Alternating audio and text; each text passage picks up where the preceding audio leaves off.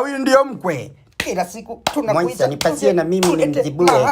Unajizungusha kumbe una kibunda na huyu hapa nyama. Asante mdogo wangu. Mtekenye kwanza. Nipasie mkimaliza mdogo wangu na mimi nimzibue. Sina vibunda saizi lakini nasikilizia una beti. Boy.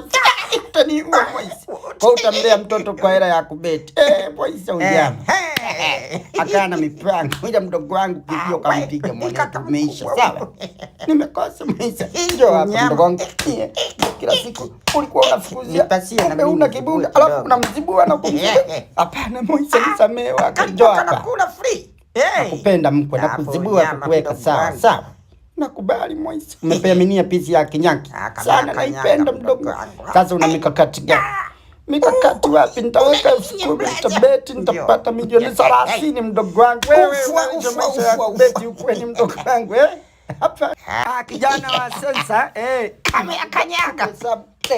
Nipasie mdogo wangu wenyewe amtupi michongo. Unamuomba huyu hapa mdogo wako mtekenye kwanza kae sawa.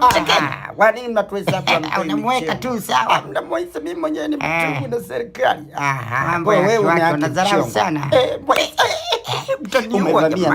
Umevamia mchungu wa kibwengo sio? Njoo. Wow. Sasa ni kwa ajili ya maendeleo sio? Unyama kabisa.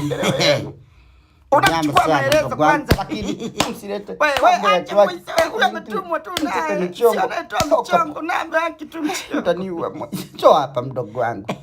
Nakuuliza kwa nini tusio na michongo mnatiki kwenye mkulima? Moisa. Kwa nini watiki mkulima? Unaelewa maana ya mkulima? Moisa sasa tutafanyaje kitu? Kwa nini msitiki sehemu mseme hana michongo? Mtamua kweli. Njoo hapa mdogo wangu. Watam sana mdogo wangu. Moisa utaniona.